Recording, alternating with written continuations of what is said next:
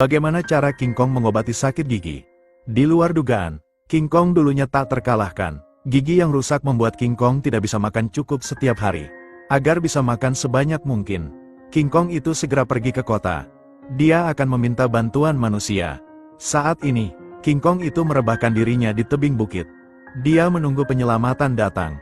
Tak lama kemudian dokter gigi datang dengan pesawat. Untuk alasan keselamatan, mereka menyuntikkan obat penenang ke tubuh King Kong. Andre meluncur melalui tali dari pesawat. Andre mendarat tepat di mulut King Kong. Kemudian rantai besi tebal dililitkan pada gigi King Kong itu. Pada saat ini, King Kong yang sedang tidur nyenyak tiba-tiba menguap. Baunya hampir membuat Andre tak sadarkan diri. Tunggu sampai semuanya siap. Andre menaiki tali baja itu untuk kembali ke pesawat. Kemudian mereka memutar mesin tersebut hingga maksimal. Segera gigi King Kong yang rusak tercabut. King Kong yang terbangun menjilat gigi baja barunya. Rasanya seperti saya bisa menggigit menara Eiffel. Tepat ketika mereka senang tentang ini, staf memberitahu mereka, ada tanda aneh yang datang dari dasar laut. Setelah dianalisis, mereka menyimpulkan, tanda ini seperti sinyal bahaya. Jadi mereka membentuk tim. Mereka berencana untuk mengikuti King Kong. Pergilah ke dunia bawah air untuk mencari tahu. Segera perangkat dihidupkan. Pusaran air besar muncul di laut. King Kong melompat lebih dulu. Manusia mengendalikan pesawat dan mengikuti dari belakang. Saat pesawat semakin masuk ke dalam, mereka dibingungkan oleh pancaran cahaya di sekitar mereka. Setelah 2,5 menit perjalanan melalui terowongan, pesawat itu tiba di dunia bawah tanah. Lingkungan ekologi di sini seperti surga. King Kong dengan cepat berjalan menuju ujung hutan. Dan mereka menerbangkan pesawat, ikuti King Kong dari belakang. Segera mereka berpisah dengan King Kong. Tiba di pangkalan bawah tanah. Namun ketika mereka keluar dari kabin, mereka keanehan. Tempat ini menjadi rusak.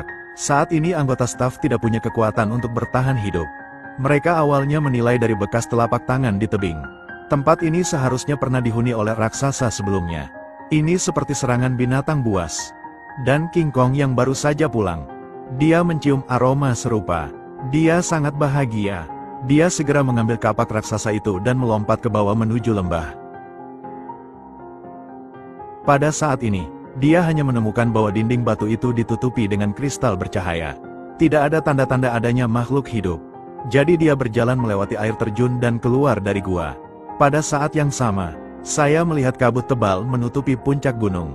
Sesosok makhluk muncul di kabut. Bahkan King Kong pun kaget dengan tubuh besar itu. Namun ketika asapnya berangsur-angsur menjadi lebih jernih, mata King Kong juga menjadi lebih tenang. Karena di depannya, ini sebenarnya adalah sepupu muda dari jenis yang sama. Kejutan yang tiba-tiba ini membuat King Kong sangat heboh. Dia perlahan berjongkok.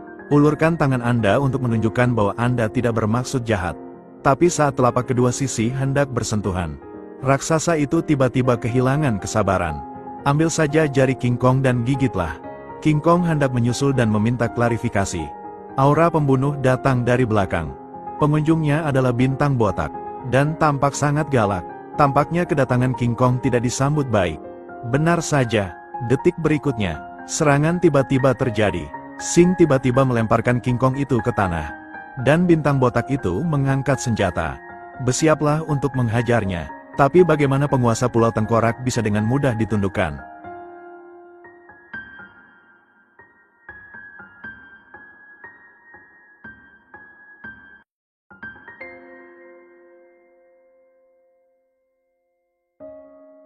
Tepat ketika King Kong hendak mengambil kapak raksasa itu, rambut kuning kecil itu tiba-tiba muncul. King Kong hanya meraih salah satu kakinya. Gunakan dia sebagai senjata.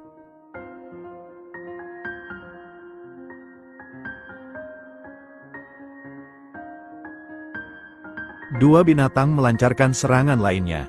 Tapi itu tidak merugikan King Kong sama sekali. Salah satunya terlempar dari tebing. Pada saat kritis, King Kong tidak melanjutkan serangannya. King Kong meraih lengannya, menariknya kembali dari ambang kematian. Namun pihak lain membalas kebaikan dengan kebencian. Dia mengambil senjatanya di tanah dan mencoba melakukan serangan diam-diam. King Kong tidak akan menunjukkan belas kasihan kali ini. Sambil memblokir, tendang dia ke dalam jurang. Orangutan botak akan lari jika terjadi sesuatu. King Kong mengambil sebuah batu, lemparkan ke arah pelariannya. Batu itu tidak akan bergerak. Pukul dia tepat di kepala. Menghadapi kekuatan King Kong, bintang botak itu hanya bisa lari dengan marah. Kemudian, dia mencabut rambut kuning kecil yang bersembunyi di rerumputan sambil menonton pertunjukan. Lemparkan dia ke tanah dengan keras. Raungan kemarahan ditunjukkan padanya. Biarkan dia membawanya ke sarang bintang-bintang. Setelah melihat kekuatan bertarung King Kong, Xiao Huangmao juga jujur, nyatakan sebuah harapan. Bawa King Kong ke tempat bintang-bintang ditempatkan. Segera mereka tiba di sebuah oasis.